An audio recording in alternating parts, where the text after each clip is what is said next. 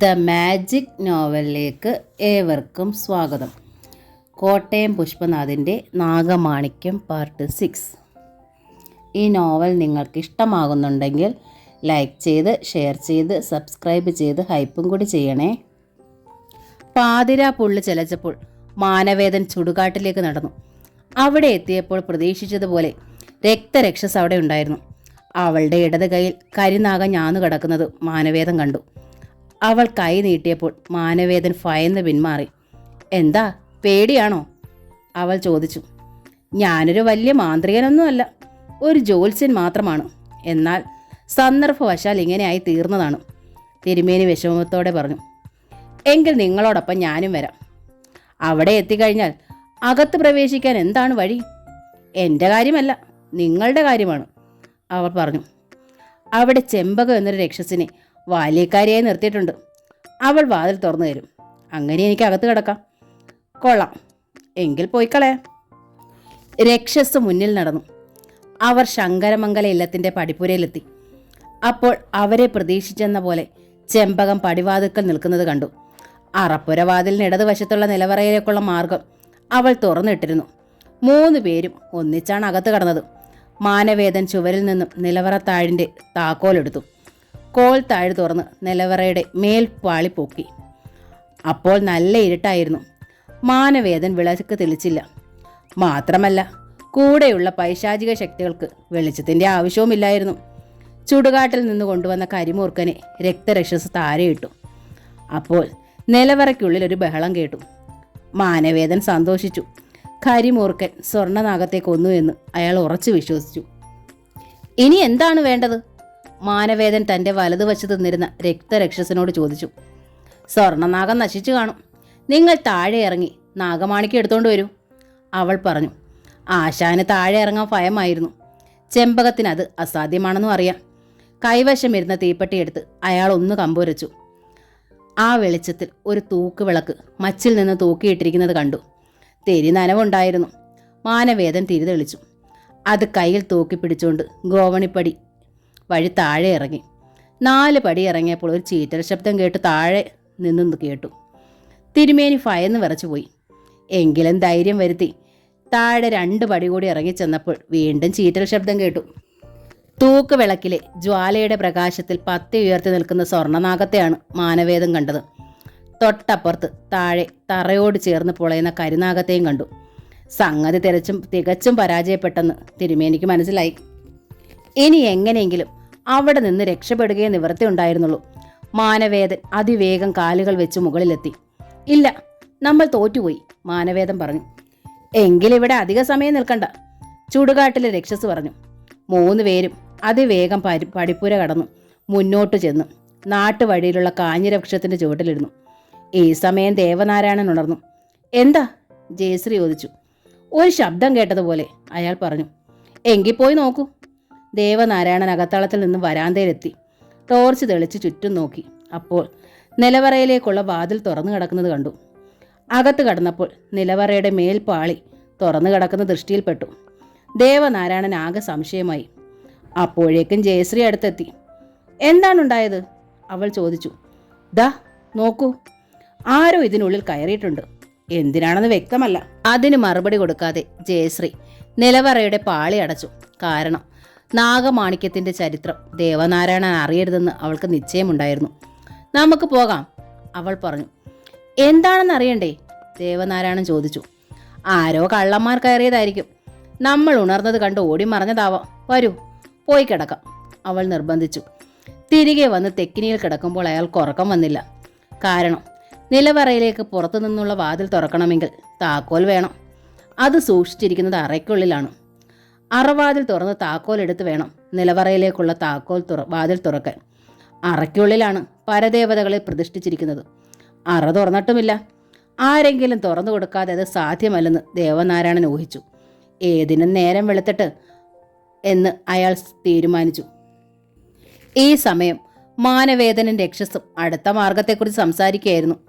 ചുടലയിലെ രക്തരക്ഷസ് ഈ അഭിപ്രായം മുന്നോട്ട് വെച്ചു. സൂര്യമംഗല ഇല്ലത്തിൽ ഏതെങ്കിലും ദുർനിമിത്തങ്ങൾ ഉണ്ടാവണം. അങ്ങനെ വരുമ്പോൾ നിങ്ങളെ വിളിച്ച് പ്രശ്നം വെപ്പിക്കും. അപ്പോൾ നിങ്ങൾ പറയണം, ഒരു പ്രത്യേക ശക്തിയുള്ള നാഗമാണിക്യം നിലവറയിലുണ്ട്. പ്രശ്നത്തിൽ തെളിഞ്ഞതായിട്ട് വേണം പറയാൻ. അപ്പോൾ പരിഹാരം എന്തെന്ന് അവർ ചോദിക്കും. നിങ്ങൾ അതിന് കൊടുക്കേണ്ട മറുപടി ഇതായിരിക്കണം: നിലവറയ്ക്കുള്ളിൽ ഒരു നാഗമാണിക്യമുണ്ട്. അത് അവിടെ ഇരുന്നാൽ അശുദ്ധമാവും. അതുകൊണ്ട് നാഗമാണിക്യം എടുത്ത് കാവിലെ ഭഗവതി വിഗ്രഹത്തിനിടയിലുള്ള രഹസ്യ അറയിൽ സൂക്ഷിക്കണം. അവർ സമ്മതിക്കും, തീർച്ച, അവൾ പറഞ്ഞു. അത് വളരെ നല്ല അഭിപ്രായമാണെന്ന് മാനവേദന് മനസ്സിലായി. ദുർനിമിത്തങ്ങൾ എങ്ങനെ സൃഷ്ടിക്കും? തിരുമേനി ചോദിച്ചു. പറയാം, അവൾ ആലോചനാഭാവത്തിലിരുന്നു. അവൾ അല്പനേരം ചിന്തിച്ചു. അതിനുശേഷം പറഞ്ഞു, സൂര്യമംഗല ഇല്ലത്തിൻ്റെ പിന്നിൽ 140 വർഷം പഴക്കമുള്ള 2 കരിമ്പനകൾ നിൽപ്പുണ്ട്. അവയിലൊന്ന് ഇല്ലത്തേക്ക് ചാഞ്ഞും ഒന്ന് പുറത്തേക്ക് ചരിഞ്ഞുമാണ് നിൽക്കുന്നത്. ഇല്ലത്തേക്ക് ചരിഞ്ഞു നിൽക്കുന്ന കരിമ്പന പിന്നോട്ട് മറിഞ്ഞ് മറ്റേ കരിമ്പനയിൽ വീഴുമ്പോൾ ഇല്ലത്തിന് കേടുവരാതെ രണ്ടും ഭയങ്കര ശബ്ദത്തോടെ പുറത്തേക്ക് വീഴും. ചുടുകാട്ടിലെ രക്ഷസ് പറഞ്ഞു. അതിലെന്താണ് നമുക്ക് നേടാനുള്ളത്?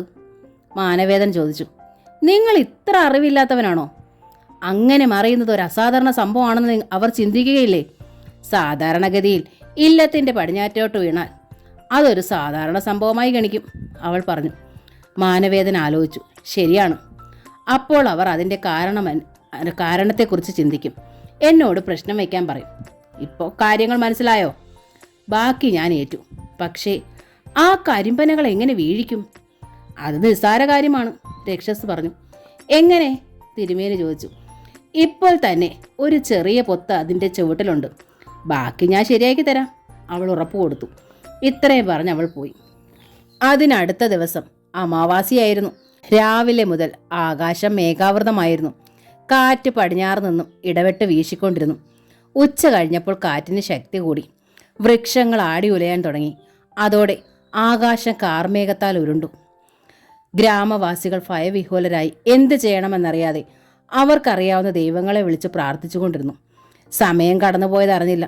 ക്ലോക്കിൽ നോക്കിയാൽ മാത്രം സന്ധ്യ കഴിഞ്ഞു എന്നറിയാം. രാത്രിയും കടന്ന് കാറ്റും മഴയും മുന്നോട്ട് പോയിക്കൊണ്ടിരുന്നു. സൂര്യമംഗലം ഇല്ലത്ത് ദേവനാരായണനും ജയശ്രീയും രേവതി അന്തർജനവും അകത്തളത്തിൽ നിന്ന് പുറത്തു വന്ന് വരാന്തയിലിരുന്ന് ആകാശത്തെ ഭീകരമായ പ്രകടനം കണ്ട് അന്തിച്ചിരുന്നു. ഇത്രയും വലിയ മഴ എൻ്റെ ജീവിതത്തിൽ കണ്ടിട്ടില്ല, രേവതി അന്തർജനം പറഞ്ഞു. അതെ, ഞാനും കണ്ടിട്ടില്ല, ദേവനാരായണനും അതിനോട് അനുകൂലിച്ചു. അകത്ത് കയറി ഭക്ഷണം കഴിക്കാൻ പോലും അവർ ഭയന്നു. ഈ അവസരത്തിൽ അതിഭയങ്കരമായ കാറ്റ് വീശി. എന്തൊക്കെയോ പൊഴിഞ്ഞ് ഓടിയും പുറത്ത് വീഴുന്ന ശബ്ദവും കേട്ടു. അപ്പോൾ പിന്നിൽ നിന്നും കരിമ്പനയുടെ മുകളിൽ ചുടുകാട്ടിലെ രക്ഷസ് വന്നിരുന്നു. അവൾ തൻ്റെ നീളമേറിയ പനങ്കുല പോലുള്ള തലമുടി കരിമ്പനയുടെ ഉച്ചിയിൽ ചുറ്റിക്കെട്ടി. അതിനുശേഷം അവൾ പതുക്കെ വളരാൻ തുടങ്ങി. ഏകദേശം പനയുടെ പകുതി വലിപ്പമെത്തിയപ്പോൾ അന്തരീക്ഷത്തിൽ കൂടി അവൾ പടിഞ്ഞാറോട്ട് പറന്നു. പനയിൽ കെട്ടിയ തലമുടി വലിഞ്ഞു. അതിനോടൊപ്പം കരിമ്പനയും ചരിഞ്ഞു വന്നു. ഇതൊന്നും അറിയാതെ ദേവനാരായണൻ വരാന്തയിലെത്തി. മണി 11:40 എന്നയാൾ പറഞ്ഞതും ശങ്കരമംഗലം ഇല്ലത്തെ കുലുക്കി വിറപ്പിച്ചുകൊണ്ട് അതിഭയങ്കരമായ ശബ്ദത്തോടെ ഇല്ലത്തിന് പിന്നിൽ നിന്ന് 2 കരിമ്പനകൾ പടിഞ്ഞാറോട്ട് വീണത് ഒപ്പമായിരുന്നു. 3 പേരും കിടുകിടെ വിറച്ചുപോയി. എന്ത് ചെയ്യണമെന്നറിയാതെ 3 ആളും പരിങ്ങി. കനത്ത കൂരിരുട്ടിലും മഴയിലും പുറത്തേക്കിറങ്ങാനും പറ്റില്ലായിരുന്നു. എന്തെങ്കിലും പറ്റിയിട്ടുണ്ടാകുമോ? രേവതി അന്തർജനം വിറയലോടെ പറഞ്ഞു. മനയുടെ മുകളിലൊന്നും വീണിട്ടില്ല, ജയശ്രീ പറഞ്ഞു. അതിലൊരു പന ഇല്ലത്തേക്ക് ചരിഞ്ഞല്ലേ നിന്നിരുന്നത്? ദേവനാരായണൻ ചോദിച്ചു. അതെ അതെ, ഞാനതങ്ങ് മറന്നു. ഭഗവതി എന്തെങ്കിലും സംഭവിച്ചിട്ടുണ്ടാവുമോ ആവോ? ഏയ് ഇല്ല. അങ്ങനെ ആച്ചാ, എന്തെങ്കിലും ശബ്ദം മച്ചിൽ കേൾക്കുമായിരുന്നല്ലോ, ജയശ്രീയാണ് അതിന് പറഞ്ഞത്. ഓ, ഞാനത് മറന്നു, ദേവനാരായണൻ മറുപടി നൽകി.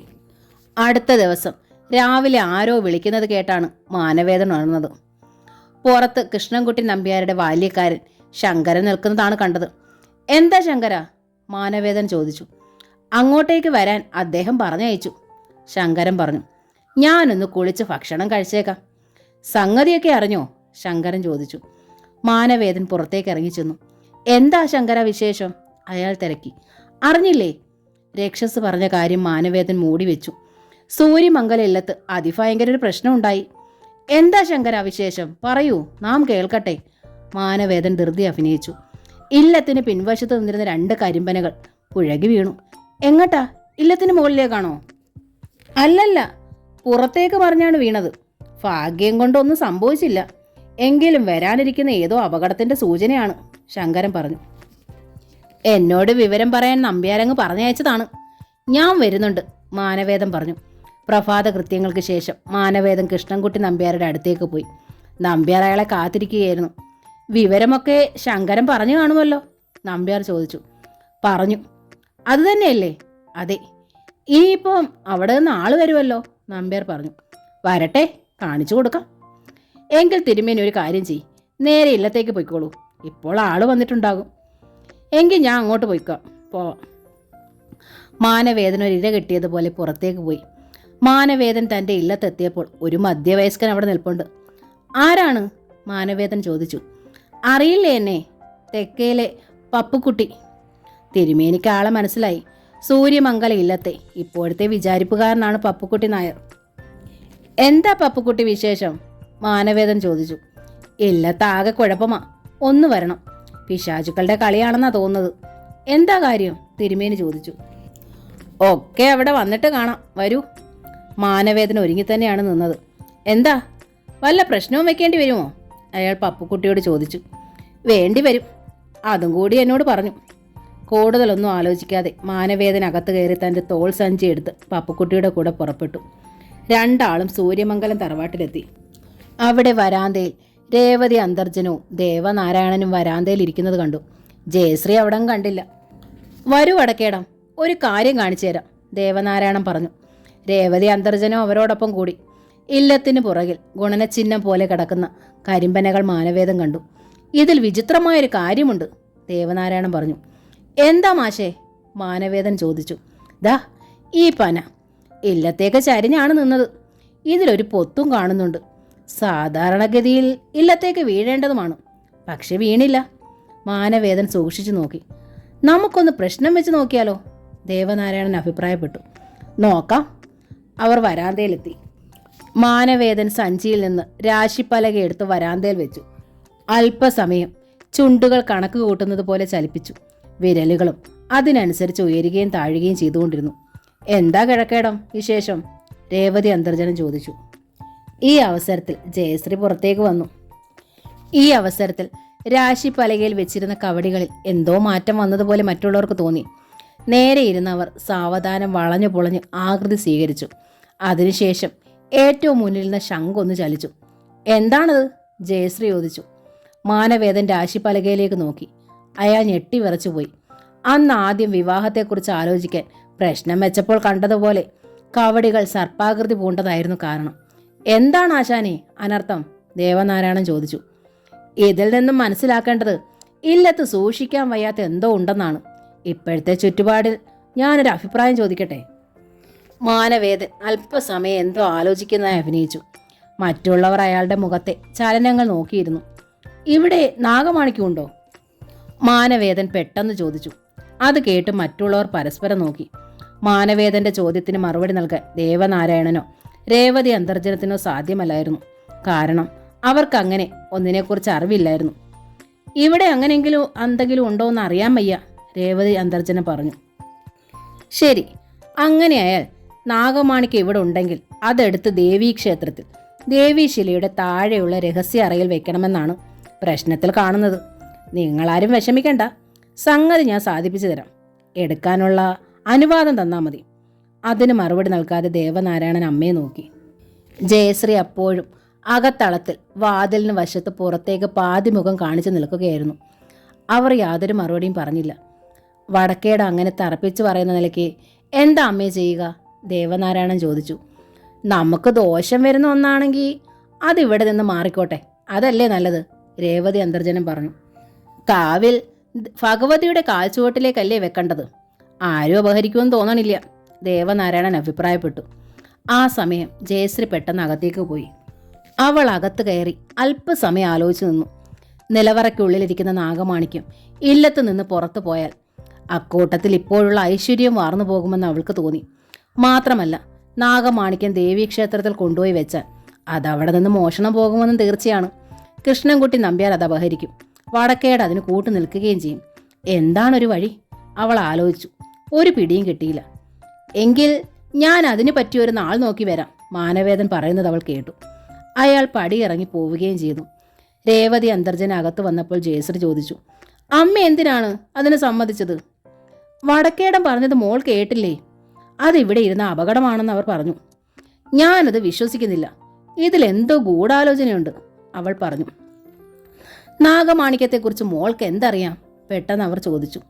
കൂടുതലൊന്നും അറിയില്ല. അതെങ്ങനെ ഈ ഇല്ലത്ത് വന്നെന്ന് നിശ്ചയില്ല. എന്നാലും അതിരിക്കുന്നിടം ഐശ്വര്യം നിറഞ്ഞതാണെന്ന് കേട്ടിട്ടുണ്ട്. അപ്പോഴേക്കും ദേവനാരായണൻ ഇല്ലത്തേക്ക് കയറി വന്നു. കേട്ടോ ദേവ, ഇവൾ പറയുന്നത് കേട്ടോ?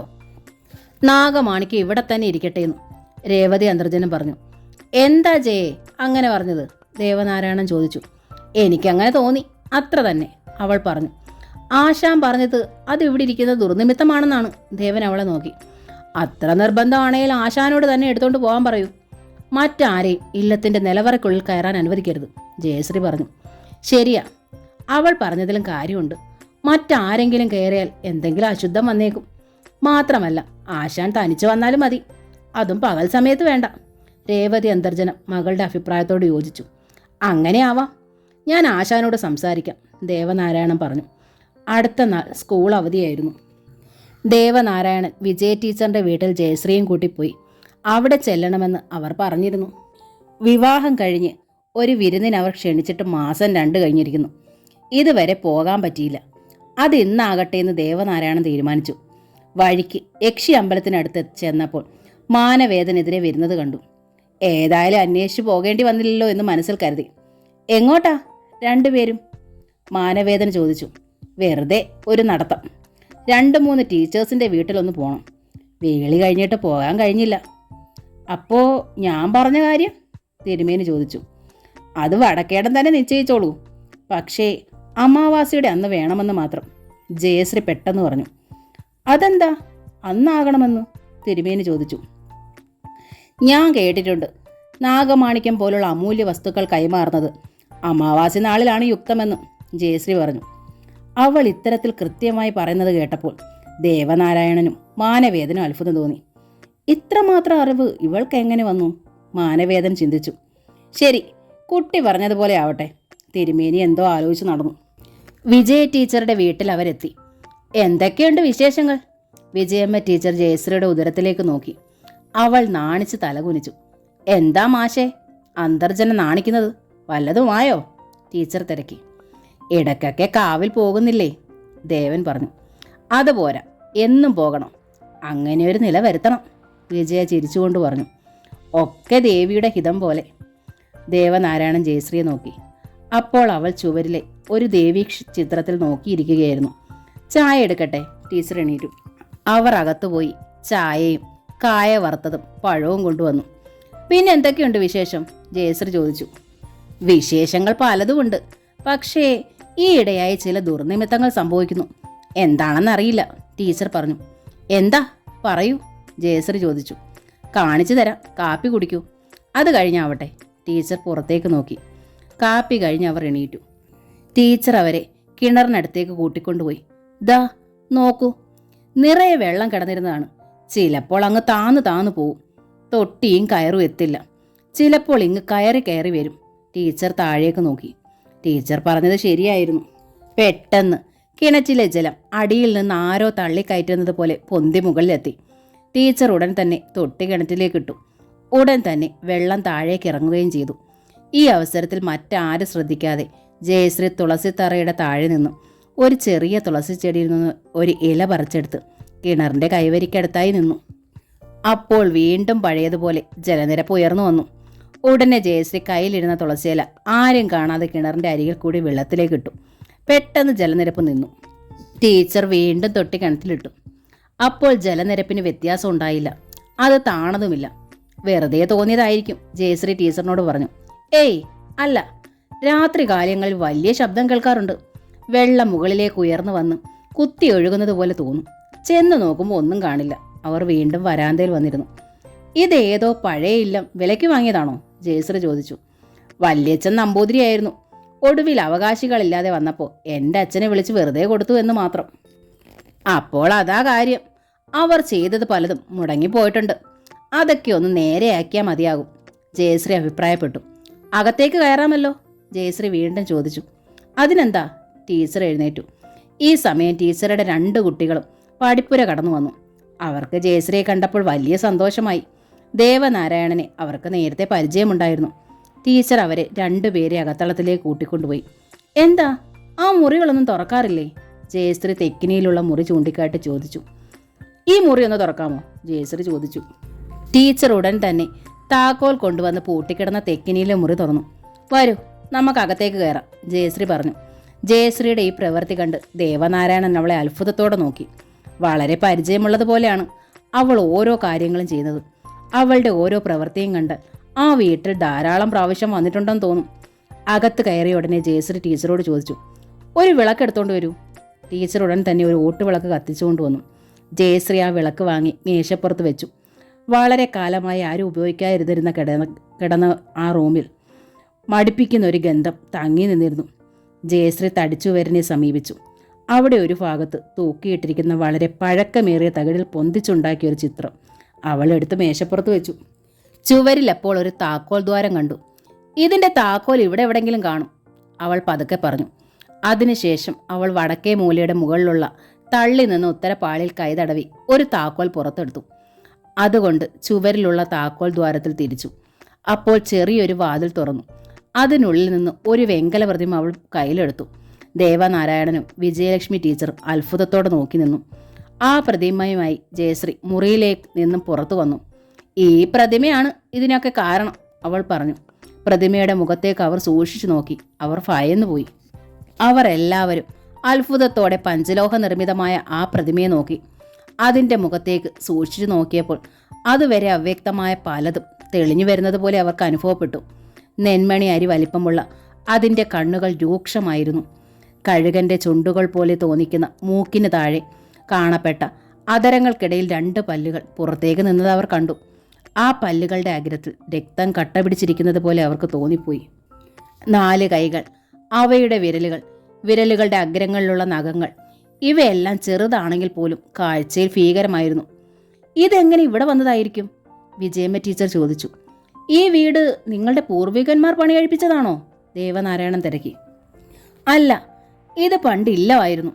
ഏതോ കാരണത്താൽ ഇല്ലത്തിലെ അവസാനത്തെ തരി വരെ ഈ ഭൂമുഖത്തു നിന്നും അപ്രത്യക്ഷമായി. അവസാനത്തെ ആൾ ഞങ്ങളുടെ ഒരു മുത്തച്ഛനെ ഇല്ല ഏൽപ്പിച്ച ശേഷം വടക്ക് ഏതോ പുണ്യസ്ഥലത്ത് പോയി സമാധി അടഞ്ഞെന്നാണ് കേട്ടുകേൾവി. അത് കേട്ട് ജയശ്രീ അല്പസമയം കണ്ണടച്ചിരുന്നു. അവൾ അപ്പോൾ ജയശ്രീ അല്ലായിരുന്നു, സാക്ഷാൽ ദേവയക്ഷിയായ ദേവപ്രിയയായിരുന്നു. നൂറ്റാണ്ടുകൾക്ക് മുമ്പ് ദേവീക്ഷേത്രത്തിലെ ദ്വാരപാലികയായി കഴിഞ്ഞുകൂടി അവൾക്ക് ആ ഇല്ലത്തിൻ്റെ ചരിത്രം ഒരു പഴയ തുള്ളൽ കഥയിൽ എന്നതുപോലെ തെളിഞ്ഞു വന്നു. ഏകദേശം 1400 വർഷം മുമ്പ് ആ ഇല്ലത്തിലൊരു മഹാമാന്ത്രികനുണ്ടായിരുന്നു. അദ്ദേഹത്തിൻ്റെ പേര് ഭവത്രാതൻ എന്നായിരുന്നു. എല്ലാ മാന്ത്രിക വിദ്യയിലും പ്രാവീണ്യം ലഭിച്ച അദ്ദേഹം രുദ്രമന്ത്രങ്ങളിലും മോശമല്ലായിരുന്നു. ആ ഇല്ലത്തിൻ്റെ വടക്ക് പടിഞ്ഞാറേ കോണിൽ ഇപ്പോഴും നിലകൊള്ളുന്ന മേധസ് വളർന്നൊരു പോലെ തോന്നിക്കുന്ന കരിങ്കാഞ്ഞിരത്തിൻ്റെ തായ്തടികൾ എത്രയോ രക്ഷസുകളെ അയാൾ തറച്ചിട്ടുണ്ട്. ഭവത്രാതൻ നമ്പൂതിരി അന്ന് തൻ്റെ പരദേവതയായി പൂജിച്ചിരുന്നത് ഇപ്പോൾ മുന്നിലിരിക്കുന്ന ഏതോ രുദ്രമൂർത്തിയെ ആവേശിച്ചിരുന്ന ഈ പ്രതിമയായിരുന്നു. ഈ പ്രതിമയുടെ മുന്നിൽ അയാൾ ധാരാളം നരബലി നടത്തിയിട്ടുണ്ട്. അതിൽ നിന്ന് ലഭിച്ച പൈശാചിക ശക്തിയിൽ അയാൾ ഏകദേശം 5 നൂറ്റാണ്ടുകൾക്ക് ജീവിച്ചിരുന്നു അത്രേ. പക്ഷേ പിന്നീട് വടക്ക് കിഴക്ക് നിന്ന് ഏതോ ഒരു മാന്ത്രികൻ ഇല്ലത്ത് വരികയും ഭവത്രാതൻ്റെ ശക്തി നശിപ്പിച്ച് അയാളെ പരലോകത്തയച്ച ശേഷം ആ മാന്ത്രികൻ ഈ മുന്നിലിരിക്കുന്ന ശീല ഇല്ലത്തെ തടിച്ചുവരിനുള്ളിൽ ഭദ്രമായി വെച്ചു. അയാൾ സ്നേഹിച്ചിരുന്ന ഒരു കന്യകയെ ഭവത്രാതൻ നരബലിക്കായി കൊണ്ടുവന്നിരുന്നു. അവളെ മോചിപ്പിച്ച് ഭവത്രാതനെ ഇല്ലാതാക്കി അയാൾ മടങ്ങി. പിന്നീട് 200 വർഷങ്ങൾക്ക് ശേഷം അയാളുടെ സന്തതി പരമ്പരയിൽപ്പെട്ട ഒരാൾ ഈ ഇല്ലത്ത് വന്ന് താമസിച്ചു. അതിൻ്റെ അവസാനത്തെ കണ്ണിയാണ് വിജയമ്മയുടെ കുടുംബത്തിന് ഇല്ലം നൽകിയത്. ദേവപ്രിയ കണ്ണുകൾ തുറന്നു. അപ്പോൾ ദേവനാരായണൻ ചോദിച്ചു, എന്താണ് ആലോചിച്ചത്? ഒന്നുമില്ല, ഞാൻ എങ്ങനെ ഓരോന്ന് ചിന്തിച്ചിരുന്നു പോയതാണ്. അവൾ എന്താണ് ചിന്തിച്ചത് എന്ന് ദേവനാരായണനോ വിജയമ്മയ്ക്കോ മനസ്സിലായില്ല. നമുക്ക് പോകാം, പെട്ടെന്ന് ജയശ്രീയുടെ ഭാവം പൂണ്ട് അവൾ പറഞ്ഞു. മറ്റുള്ളവരുടെയൊക്കെ വീടുകളിൽ എന്നാ പോവുക? വിജയമ്മ ചോദിച്ചു. ഇങ്ങനെ ഓരോ സൗകര്യം ഒത്തു കിട്ടുമ്പോൾ പോണം, ദേവനാരായണൻ പറഞ്ഞു. അലക്കി ഒരു പട്ടുതുണി കിട്ടിയാൽ ഈ പ്രതിമ ഞാൻ കൊണ്ടുപോയിക്കോളാം, ജയശ്രീ പറഞ്ഞു. അതിനെന്താ, തരാലോ. വിജയമ്മ അകത്തേക്ക് പോയി. അല്പം കഴിഞ്ഞ് അവർ ചുവപ്പ് നിറത്തിലുള്ളൊരു പട്ടുതുണി കൊണ്ടുവന്നു. പണ്ടെന്നോ ചേർച്ചയുള്ള ഒരു സാരിക്ക് വേണ്ടി വാങ്ങി വെച്ചിരുന്നതായിരുന്നു ആ തുണിത്തുണ്ട്. എന്നാൽ ഒരു നിമിത്തം പോലെ അത് ഉപയോഗിക്കാതെ വെക്കുകയാണ് ചെയ്തത്. ആ പട്ട് തുണിയിൽ പ്രതിമ പൊതിഞ്ഞ് ജയശ്രീ എഴുന്നേറ്റു. രണ്ടുപേരും പടി കടന്നപ്പോൾ വിജയമ്മ ദീർഘമായി നിശ്വസിച്ചു. ഇത്രയും നാൾ ആ വീടിനെ ഭീതിപ്പെടുത്തിക്കൊണ്ടിരുന്ന എന്തോ ഒന്ന് അവിടെ നിന്ന് പോയി കിട്ടിയെന്നുള്ള മനസ്സമാധാനം അവർക്കുണ്ടായി. ജയശ്രീ ആള് കൊള്ളാമല്ലോ, വഴി വെച്ച് ദേവനാരായണൻ ചോദിച്ചു. എന്തേ അങ്ങനെ പറഞ്ഞത്? ഇന്ന് വരെ പോകാത്തൊരു വീട്ടിൽ നാം ചെല്ലുകയും അവിടെ അന്തർഭവിച്ചിരിക്കുന്ന രഹസ്യങ്ങൾ കണ്ടുപിടിക്കുകയും ചെയ്തതിൽ എനിക്ക് അത്ഭുതം തോന്നുന്നു. എനിക്കെന്തോ ചില സ്ഥലങ്ങളിൽ ചെല്ലുമ്പോൾ ഞാൻ അറിയാതെ തന്നെ ചിലതൊക്കെ തോന്നിപ്പോവും, അത്രമാത്രം. അങ്ങനെയുള്ളവരെക്കുറിച്ച് ഞാനും കേട്ടിട്ടുണ്ട്, ദേവനാരായണൻ പറഞ്ഞു. എങ്ങനെ? ജീവിതത്തിൽ ഇന്ന് വരെ പോകാത്ത ചില പ്രദേശങ്ങളിലും ഭവനങ്ങളിലും ചെല്ലുമ്പോൾ ആ സ്ഥലങ്ങൾ പരിചിതമാണെന്ന് തോന്നുക. ഭവനങ്ങളിലുള്ളവരുടെ പേരുകളും അവിടെ അതിനു മുമ്പ് നടന്നിട്ടുള്ള പ്രധാന സംഭവങ്ങൾ എന്തൊക്കെയാണെന്ന് പറയുക. ഒരു പക്ഷേ അതൊക്കെ പൂർവ്വജന്മത്തെക്കുറിച്ചുള്ള അറിവായിരിക്കാം. ചിലപ്പോൾ എനിക്കും അങ്ങനെ ആയിരിക്കും, ജയശ്രീ ചിരിച്ചുകൊണ്ട് പറഞ്ഞു. ഇല്ലത്തെത്തിയ ഉടനെ ജയശ്രീ നിലവറയ്ക്കകലേക്കുള്ള വാതിൽ തുറന്ന് അകത്ത് കയറി. താക്കോൽ വെക്കുന്നതിന് മുകളിൽ തറച്ചിരുന്ന ഒരാണിയിൽ പിടിച്ചു വലിച്ചപ്പോൾ ഒരറ പ്രത്യക്ഷപ്പെട്ടു. വിജയമ്മ ടീച്ചറിന്റെ വീട്ടിൽ കണ്ട മാതിരി ഒരറയായിരുന്നു അത്. അതിനുള്ളിൽ അവൾ ആ പ്രതിമ അതിനകത്ത് വെച്ച് അടയ്ക്കുകയും ചെയ്തു. തിരികെ വന്നപ്പോൾ ദേവനാരായണൻ ചോദിച്ചു, ആ പ്രതിമ എവിടെ വെച്ചു? ഞാനത് ഭദ്രമായി വെച്ചിട്ടുണ്ട്. അമാവാസി നാൾ വരെ മാനവേദൻ നോക്കിയിരുന്നു. 3 നാൾ കഴിഞ്ഞപ്പോൾ പ്രതീക്ഷിച്ച ദിനമെത്തി. പാതിരാവായപ്പോൾ മാനവേദൻ വന്നു. മുൻപറഞ്ഞ നിബന്ധന പ്രകാരം വാതിൽ തുറന്നിട്ടിരുന്നു. തിരുമേനിയെ സഹായിക്കാൻ ചുടുകാട്ടിലെ രക്തരക്ഷസ് ഉണ്ടായിരുന്നു. 2 ആളും കൂടിയാണ് അകത്ത് കടന്നത്. ചുവരിൽ നിന്ന് താക്കോലെടുത്ത് നിലവറയുടെ വാതിൽ തുറന്നു. രക്ഷസ് ഒരു വശത്തേക്ക് മാറി നിന്നു. മാനവേദൻ പതുക്കെ ഗോണിപ്പടി ഇറങ്ങി താഴെയെത്തി. അപ്പോൾ എന്തോ ചീറ്റുന്നത് പോലെ ഇരുളിലൊരു ശബ്ദം കേട്ടു. മാനവേദൻ ചാടി മുകളിൽ കയറി. എന്താ? രക്ഷസ് ചോദിച്ചു. ആ സർപ്പം താഴെയുണ്ടെന്നാ തോന്നുന്നത്. അതെന്നെ ഉപദ്രവിച്ചേക്കും, തിരുമേനി പറഞ്ഞു. എങ്കിൽ ഞാനൊന്ന് പരീക്ഷിക്കാം, രക്ഷസ് പറഞ്ഞു. മാനവേദൻ ഉടനെ മുറിയിലെത്തി ഒരു വശത്തേക്ക് മാറി നിന്നു. വർദ്ധിച്ച ഇരുളായിരുന്നെങ്കിലും രക്ഷസ് ഗോവണിപ്പടി വഴി താഴെയെത്തി. അവൾ തൻ്റെ നീളമേറിയ തലമുടി ചുരുൾ താഴെയിട്ടു. ഉടനെ സർപ്പം ആ തലമുടിയിൽ പിടിച്ചു കയറി. ഉടൻ തന്നെ തലമുടിയുടെ മറ്റൊരു ഭാഗം സർപ്പത്തിൻ്റെ ഉടലിൽ ചുറ്റി. 2 തലമുടി ചുരുളുകൾ ഒന്നിച്ചു വരിഞ്ഞു. സർപ്പത്തിന് രക്ഷയില്ലാതായി. തലമുടി ചുരുൾ വലിയും തോറും സർപ്പത്തിൻ്റെ ശക്തി ക്ഷയിച്ചുകൊണ്ടിരുന്നു. ഒടുവിൽ തലമുടി ചുരുൾ അയഞ്ഞു. നാഗമാണിക്ക് സൂക്ഷിച്ചിരുന്ന സ്വർണ്ണനാഗം നിലവറയുടെ അകത്ത് തറയിൽ വീണു പൊളഞ്ഞു. അല്പം കഴിഞ്ഞ് അത് നിശ്ചലമാവുകയും ചെയ്തു. ഉടൻ മാനവേദനോട് രക്ഷസ് പറഞ്ഞു, നാഗമാണിക്യം കൈകൊണ്ട് തൊടാൻ എനിക്ക് പറ്റില്ല. തിരുമേനി ആ വിളക്ക് എടുത്ത് കൊളുത്തിക്കോളൂ, എന്നിട്ട് താഴെ ഇറങ്ങി അതെടുക്കണം. ഉടൻ തന്നെ മാനവേദൻ വിളക്ക് കൊളുത്തി. അതുമായി ഗോവണിപ്പടി ഇറങ്ങി താഴെ വന്നു. നാഗമാണിക്യം മൂടി വെച്ചിരുന്ന ഓട്ടരുളി മാനവേദൻ പതുക്കെ ഉയർത്തി. അയാൾ ഉരുളി ഉയർത്തിയതും നിലവറയ്ക്കുള്ളിൽ അഭൗമികമായൊരു പ്രകാശം പെട്ടെന്ന് വ്യാപിക്കുകയും ചെയ്തത് ഒപ്പമായിരുന്നു. അന്തം വിട്ടുപോയ തിരുമേനി താഴേക്ക് നോക്കിയപ്പോൾ കണ്ണെഞ്ചിപ്പിക്കുന്ന പ്രകാശത്തിൽ ഒന്നും തന്നെ കാണാൻ കഴിഞ്ഞതേയില്ല. പ്രകാശം എവിടെ നിന്ന് പുറപ്പെട്ടുവെന്നോ എന്നുപോലും അറിയാത്ത അവസ്ഥയായിരുന്നു. എന്ത് ചെയ്യണമെന്നറിയാതെ അയാൾ നിന്നു. ഒടുവിലൊരു യുക്തി തോന്നിയ ആശാൻ ഉരുളിയിരുന്ന ഭാഗത്ത് കൈ കൊണ്ട് തടവി. അപ്പോൾ ഒരു ഗോലിയുടെ വലിപ്പത്തിൽ എന്തോ തടഞ്ഞു. അത് മാനവേദൻ കൈവെള്ളയിൽ ഒതുക്കി അടച്ചു. അപ്പോൾ പ്രകാശം കുറഞ്ഞു വന്നു. താൻ പിടിച്ചിരിക്കുന്നത് മാണിക്യമാണെന്ന് ആശാൻ ഉറപ്പായി. കൈക്കുള്ളിൽ നിന്ന് വിരലുകളിലെ മാംസത്തെ തുളച്ചുപോലും പ്രകാശം പുറത്തേക്ക് വന്നിരുന്നു. താൻ ജയിച്ചിരുന്നതായി മനസ്സിലാക്കിയ അയാൾ പതുക്കെ ഗോവണി കയറി. മുകളിലെത്തിയതും മാനവേദന്റെ ശിരസിൽ ആഞ്ഞൊരടി കെട്ടി. അയാൾ നിലവിളിച്ചുപോയി. എന്താണത്? ആരോ ചോദിച്ചു. നാഗമാണിക്യം, മാനവേദൻ പറഞ്ഞു. കാണട്ടെ, ആ രൂപം ആവശ്യപ്പെട്ടു. മാനവേദൻ കൈമലർത്തി. നാഗമാണിക്യത്തിന്റെ പ്രകാശധാരയിൽ അയാൾ ആ രൂപം കണ്ടു. തികച്ചും പൈശാചികമായൊരു രൂപമായിരുന്നു അത്. എവിടെ കൊണ്ടുപോകുന്നു ഇത്? അത് ചോദിച്ചു. കാവിലേക്ക്, മാനവേദൻ പറഞ്ഞു. അവിടെ നിന്ന് നമ്പ്യാരുടെ വീട്ടിലേക്ക് അല്ലേ? ആ രൂപം ആജ്ഞാരൂപത്തിൽ ചോദിച്ചു. മാനവേദൻ മറുപടിയില്ലാതെ നിന്നു. ഇനി എന്തു ചെയ്യും? മാനവേദൻ ചിന്തിച്ചു. കൂടുതലൊന്നും ആലോചിക്കണ്ട, അത് ഇരുന്നെടുത്ത് തന്നെ കൊണ്ടുവയ്ക്കൂ. ചത്തുപോയ നാഗത്തിനെ അങ്ങ് ചുടുകാട്ടിൽ കൊണ്ടുപോയി ഇട്ടുകളയൂ, വേഗമാകട്ടെ, ആ രൂപം കൽപ്പിച്ചു. ആശാനെ അനുസരിക്കാതെ നിവർത്തിയില്ലായിരുന്നു. വേഗമാകട്ടെ, അത് വീണ്ടും പറഞ്ഞു. മാനവേദൻ ഗോവണി ഇറങ്ങി താഴെ ഇറങ്ങി. മാണിക്യം പഴയതുപോലെ ഉരുളിക്കടിയിൽ വെച്ചു. അതിനുശേഷം ചത്ത നാഗത്തെ എടുത്ത് ചുടുകാട്ടിലെ രക്ഷസിന്റെ കയ്യിൽ കൊടുത്തു. അടുത്ത ദിവസം മാനവേദൻ കൃഷ്ണൻകുട്ടി നമ്പ്യാരുടെ വീട്ടിലെത്തി. തലേ രാത്രിയിൽ നടന്ന കാര്യങ്ങൾ പറഞ്ഞു കേൾപ്പിച്ചു. നമ്പ്യാർക്ക് അത് വിശ്വസിക്കാൻ കഴിഞ്ഞില്ല. ഇതൊക്കെ ശരിയാണോ ആശാനെ? അയാൾ ചോദിച്ചു. അതെ, അനുഭവമാണ് ഞാൻ പറഞ്ഞത്, മാനവേദൻ പറഞ്ഞു. ഈ അവസരത്തിൽ നമ്പ്യാരുടെ ഒരു വേലക്കാരൻ ഓടി വന്നു. അയാൾ ആകെ വിയർക്കുന്നുണ്ടായിരുന്നു. എന്താടാ? നമ്പ്യാർ ചോദിച്ചു. സൂര്യമംഗലത്തെ കാവിന് ചുറ്റും വലിയ മതിൽക്കെട്ട് പണിയാൻ പോകുന്നു, അവൻ പറഞ്ഞു. ആര് പറഞ്ഞു? നമ്പ്യാർ ചോദിച്ചു. അവിടെ മൊക്കെ സ്ഥലം അളക്കുന്നു. നമ്മുടെ സ്ഥലവും പോകുമെന്നാ പറയണത്. ശരിയാണല്ലോ, കാവിൻ്റെ തെക്ക് വശത്ത് നമ്മുടെ തെങ്ങിൻ തോപ്പാണല്ലോ. നമ്പ്യാർ ചാടി എണീറ്റ് അകത്തേക്ക് പോയി. പെട്ടെന്ന് അയാൾ വസ്ത്രം മാറി പുറത്തേക്ക് വന്നു. ഈ പറഞ്ഞത് നേരാണോ? മാനവേദൻ ചോദിച്ചു. അതെ, ആ മാഷും ഉണ്ട്. ശരി, ഞാൻ വരുന്നില്ല, നിങ്ങൾ പോയാൽ മതി. ആശാൻ ഉടൻ തന്നെ അവിടെ നിന്ന് സ്ഥലം വിട്ടു. താൻ അവരുടെ കൂടെ പോയാൽ മാഷ് കള്ളി മനസ്സിലാക്കുമെന്ന് തീർച്ചയായിരുന്നു. നമ്പ്യാരും വേലക്കാരനും കൂടി അതിവേഗം കാവിനടുത്തേക്ക് ചെന്നു. അവിടെ നാട്ടുകാരിൽ ചിലരും കൂടിയിട്ടുണ്ട്. നമ്പ്യാർ വരുന്നത് കണ്ടപ്പോൾ അയാളെ ഭയപ്പെടുന്ന ചിലരെല്ലാം പിന്നോട്ട് നീങ്ങി നിന്നു. വലിയ കോപത്തോടെയാണ് നമ്പ്യാർ അങ്ങോട്ട് ചെന്നത്. കൂടെ നിന്ന ജനങ്ങൾ നമ്പ്യാരെയും ദേവനാരായണനെയും മാറി മാറി നോക്കി. എന്താ, ഇവിടെ ചോദിക്കാനും പറയാനും ആരുമില്ലാതായോ? നമ്പ്യാർ ചോദിച്ചു. അത് കേട്ടപ്പോൾ ജനങ്ങൾ ശ്വാസം അടക്കിപ്പിടിച്ചു നിന്നു.